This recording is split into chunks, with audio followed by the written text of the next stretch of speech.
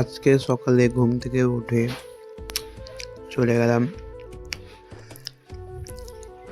জুতোটা পরে নিলাম। তারপরে যাচ্ছি মুখ ধুতে, বিরাসটাও নিয়ে নিলাম।